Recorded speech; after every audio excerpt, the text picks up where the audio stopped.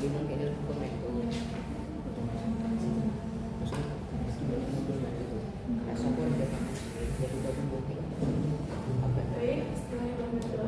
Assalamualaikum warahmatullahi wabarakatuh. Waalaikumsalam warahmatullahi wabarakatuh. Selamat siang anak-anak semuanya. Siang Ibu. Bagaimana kabarnya? Sehat? Sehat. Ibu. Udah makan semua? Sudah. Benar apa rasanya? Saya belum Bu. Kok ngantuk? Saya belum, Bu. Hari ini kita pulang ya, kita belajar bentar lagi. Saya belum Bu. Oke, sebelum kita memulai pembelajaran, seperti biasa kita berdoa terlebih dahulu. Silahkan untuk ketua kelas memimpin doanya. Bismillahirrahmanirrahim. Rabbi isra'li sadri wa yassirli amri wahlul 'uqdatam min lisani yafqahu qawli. Amin. Semoga pembelajaran yang kita belajar ini berkah dan bermanfaat. Sebelumnya Ibu akan terlebih dahulu ada yang kasih.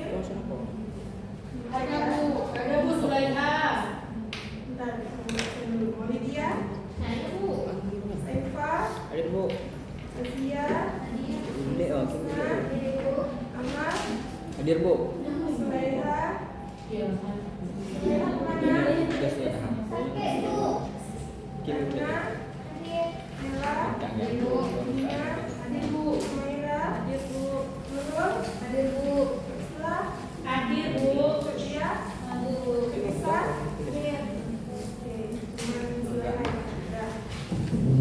Oke, baik. Jadi pada hari ini kita akan belajar tentang siklus hidrologi. Ada yang tahu nggak apa itu siklus hidrologi? Siklus air Bu. Ya betul. Sebelumnya Ibu mau nanya nih, kalian pernah mikir nggak pas hujan air yang mengalir itu akhirnya akan kemana ya? Ke laut. Iya. Akan kembali ke Tanah. air yang mengalir Bu. Air yang mengalir Oke.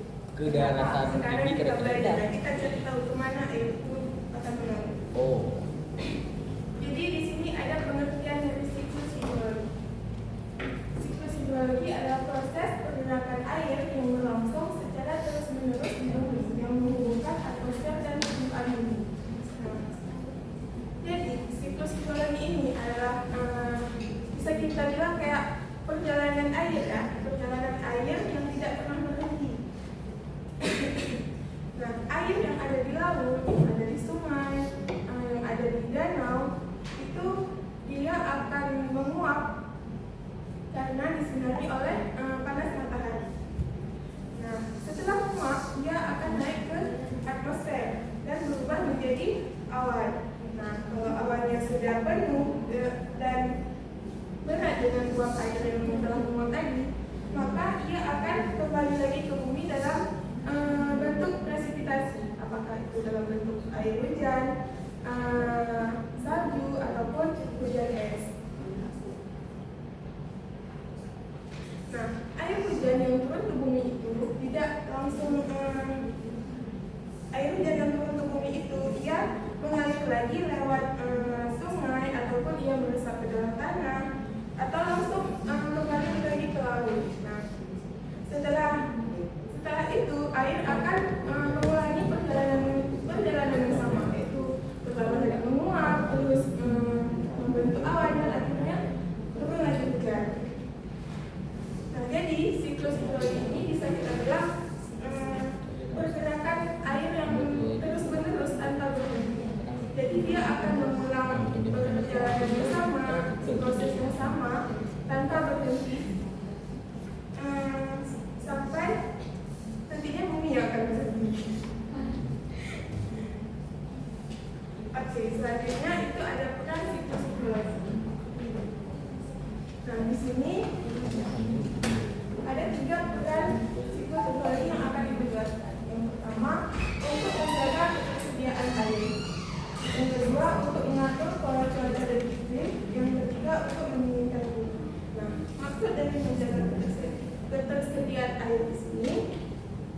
Jadi dengan adanya siklus hidrologi ini membuat air yang ada di permukaan bumi itu tidak akan habis. Karena apa?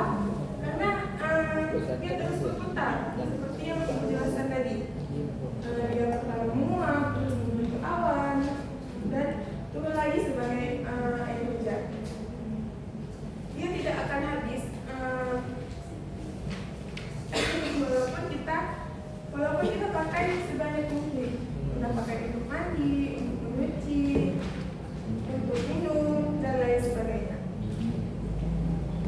Terus yang kedua, untuk mengatur pola cuaca dan iklim. Nah, jadi siklus hidrologi ini ia juga berpengaruh pada cuaca yang kita rasakan. Misalnya, kalau penguapannya banyak, biasa tempat yang kita tinggal itu terasa lebih panas. Dan jikalau di daerah yang penguapannya sedikit, itu wilayahnya akan jadi lebih mengering. Jadi siklus hidrologi ini bisa untuk mengatur suhu dan kondisi di bumi. Nah, selanjutnya itu untuk mendinginkan bumi. Mendinginkan bumi di sini maksudnya ketika air menguap itu sebenarnya ia sedang menyerap panas dari permukaan bumi. Itulah sebabnya setelah hujan udara terasa lebih sejuk.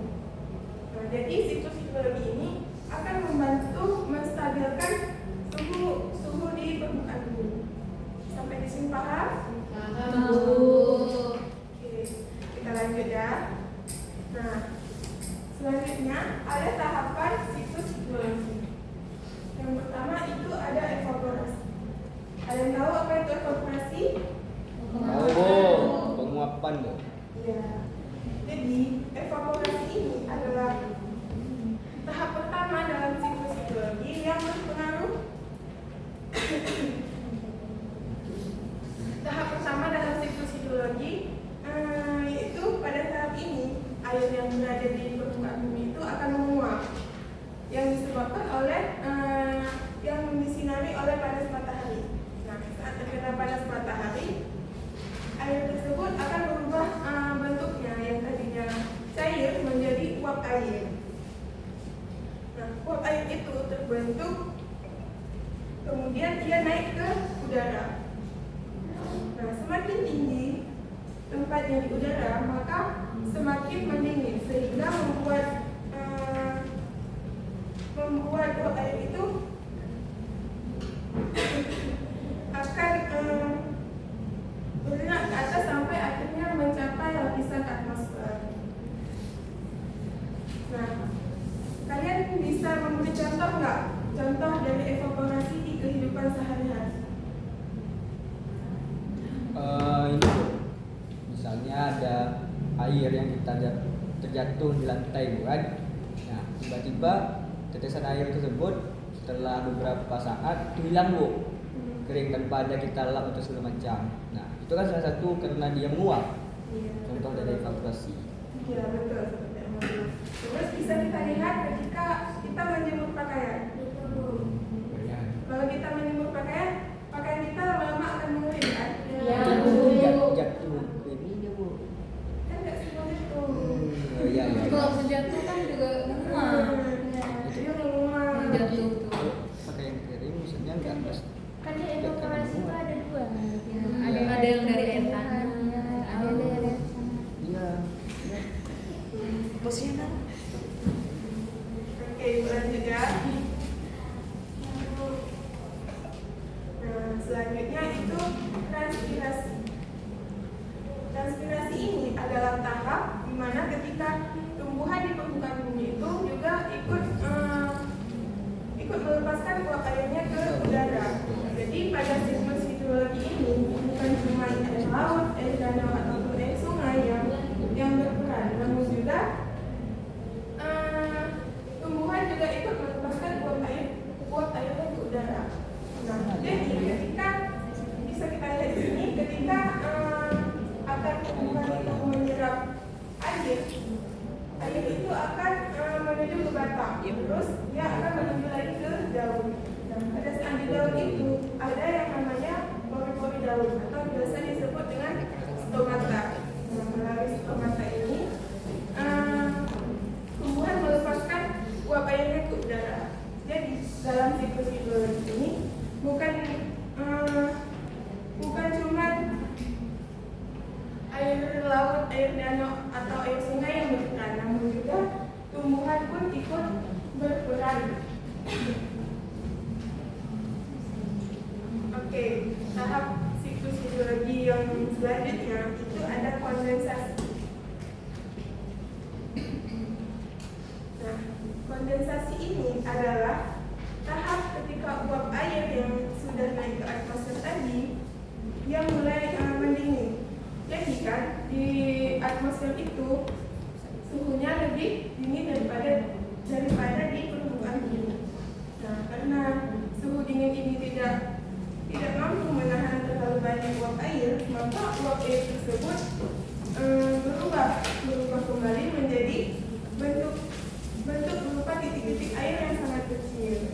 Nah, titik-titik air ini kemudian akan berkumpul satu sama lain dan membentuk awan. Jadi semakin banyak uap air yang mengalami kondensasi, maka semakin tebal awan dan semakin menggelap. Itulah yang kita lihat sebagai mendung. Oke, sampai di sini paham? Paham, Bu. Oke, kita lanjut ya. Selanjutnya itu ada adveksi, yaitu perpindahan massa udara yang membawa uap air dari suatu tempat ke tempat lain di atmosfer. Jadi adveksi ini adalah tahap ketika angin memindahkan uap air atau awan dari suatu tempat ke tempat lainnya di atmosfer. Nah, jadi setelah uap air itu menguap, setelah uap air itu berubah menjadi awan melalui proses kondensasi tadi, awan itu tidak selalu tetap atau menetap di tempat yang sama. Jadi ia akan terdorong oleh angin melalui adveksi ini. Dia akan terdorong sampai ke daerah yang jauh dari daerah penguapan tadi. Dia akan terdorong ke pegunungan ataupun ke daratan yang lebih jauh.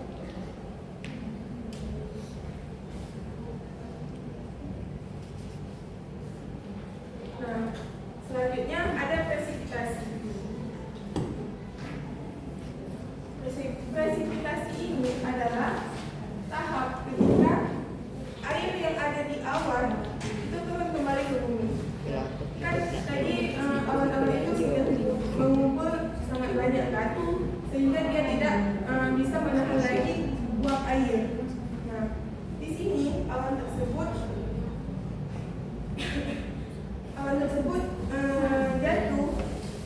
jatuh ke permukaan bumi sebagai presipitasi atau air hujan.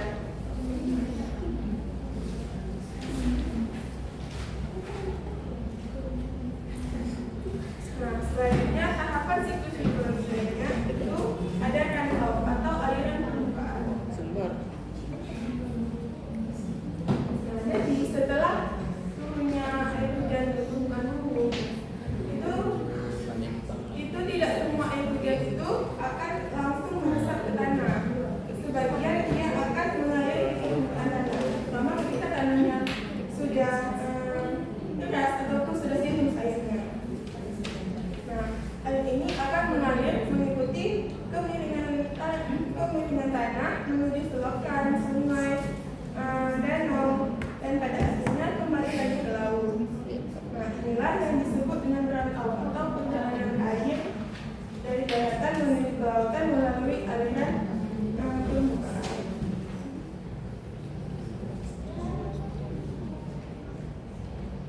Nah, yang terakhir itu ada infiltrasi. Infiltrasi ini proses meresapnya air ke dalam tanah untuk menjadi air tanah. Jadi proses ini terjadi ketika sebagian air hujan yang turun itu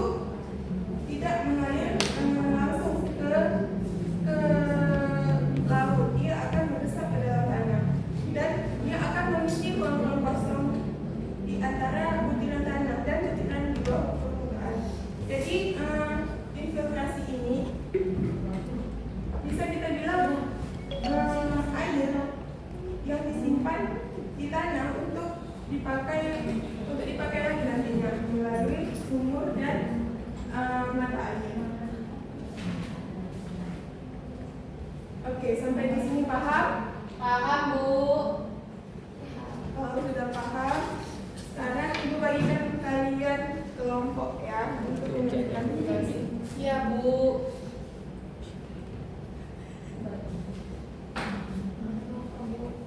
Bu bagi ke dalam 3 kelompok.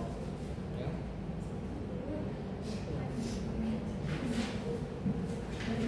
Satu ya. Kelompok Bu. 3. Dua. Tiga. Kata beliau dan kata Empat kelompok.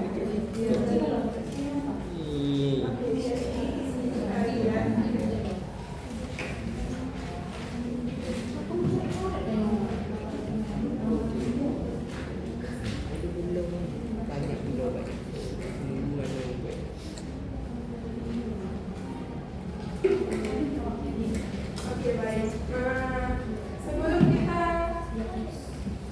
Sebelum kalian mengerjakan tugas, kita tonton dulu videonya.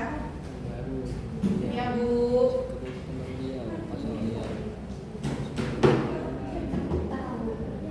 Simak baik-baik ya untuk bisa menjawab pertanyaan yang Ibu kasih.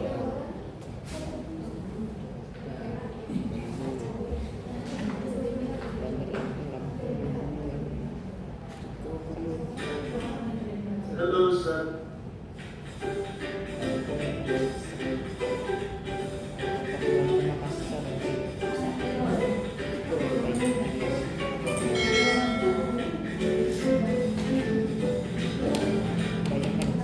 Halo, sahabat cerdas. Tahukah kalian, sekitar 71% permukaan tertutup oleh air. Dari jumlah tersebut, 97% merupakan air asin yang berada di laut. Sedangkan sisanya 3% merupakan air tawar. Sebanyak 2% dari air tawar merupakan es yang berada di kutub. Sisanya yang dapat kita gunakan berada di danau, sungai, dan air tanah. Manusia menggunakan air untuk berbagai kebutuhan, misalnya mandi, minum, mencuci, menyiram tanaman, dan berbagai kebutuhan lainnya.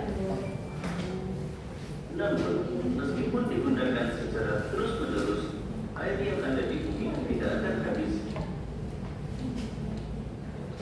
Hal ini terjadi karena adanya siklus air. Lalu, tahukah kalian apa itu siklus air?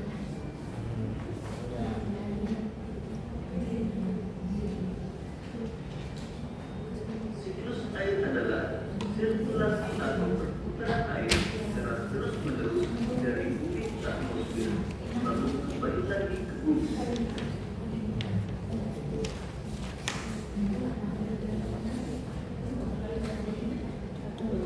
Secara garis besar, siklus air berlaku pada tanaman, yaitu penguapan, pertumbuhan awan, dan terjadi hujan.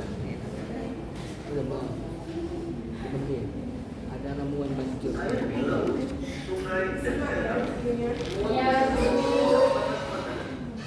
proses penguapan tersebut disebut evaporasi. Tumbuhan juga mengeluarkan uap air ke udara akibat panas matahari. Proses penguapan yang berasal dari tumbuhan disebut transpirasi.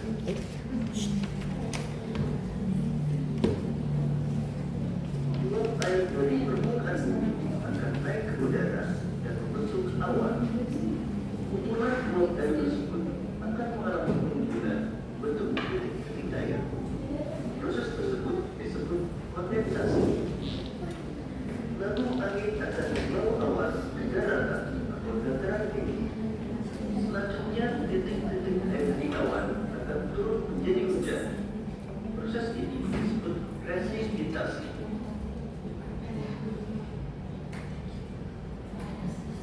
Lalu air akan mengalir ke dataran rendah dan menciptakan suatu siklus yang berlangsung secara terus-menerus.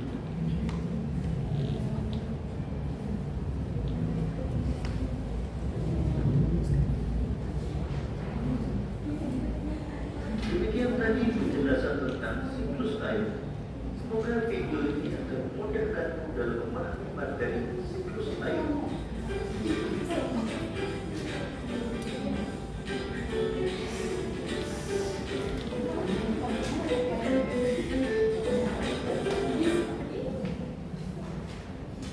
Oke, sekarang silakan dikerjakan ya tugasnya.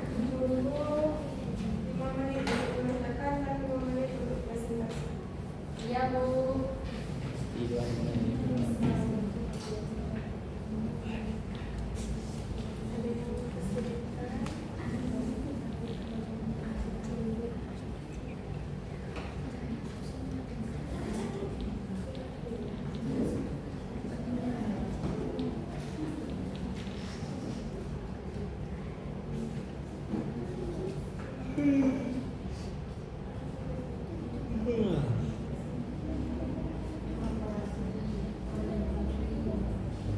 Ada yang kesulitan? Iya. Konsentrasi. Ada yang kesulitan?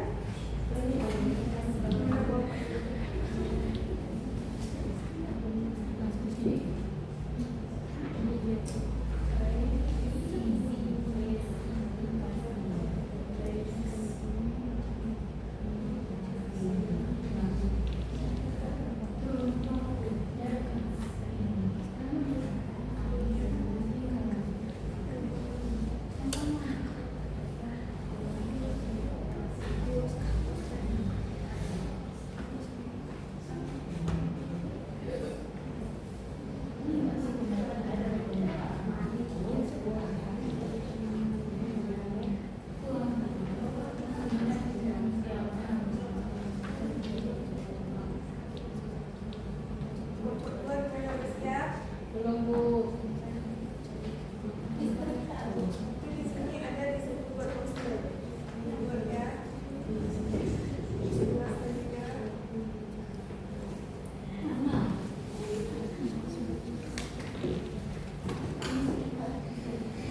Udah.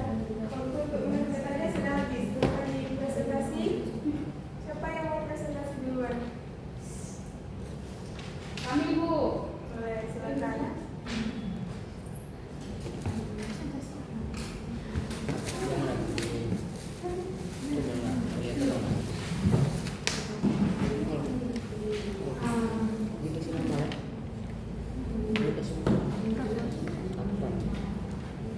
Baik, kami dari kelompok 1 ingin mempresentasikan hasil kerja kelompok kami. Di mana di sini bukan tahapan yang terjadi dalam siklus air. Yang pertama ada evaporasi, kondensasi, dan presipitasi. Nah, yang kedua proses evaporasi. Nah, proses evaporasi ini adalah penguapan air dari permukaan laut, sungai, danau, dan tanah akibat panas matahari. Dan yang kedua ada proses pengembunan. Nah, pengembunan ini adalah uap air naik ke atmosfer, mendingin, dan berubah menjadi butiran air atau kristal es yang membentuk awan. Yang ketiga ada presipitasi. Jika awan sudah jenuh dan butiran air menjadi berat, maka air jatuh ke bumi dan berhujan salju atau selanjutnya akan dilanjutkan mungkin Silakan dilanjutkan kelompok selanjutnya.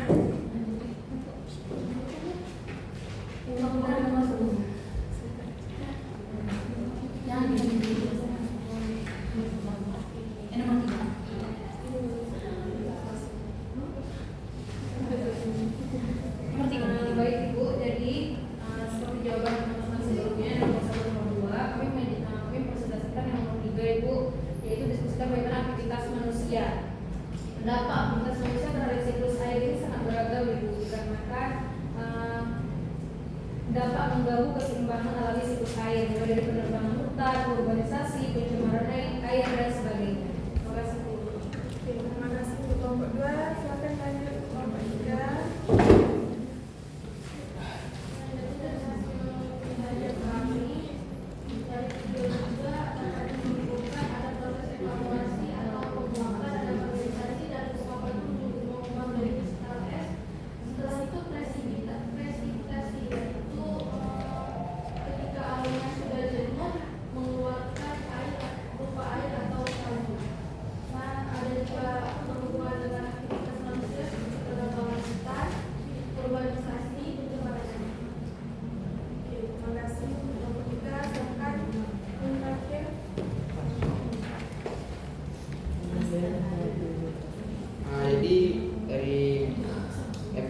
Bu, ada beberapa proses yang terjadi, yaitu evaporasi, kondensasi, dan presipitasi.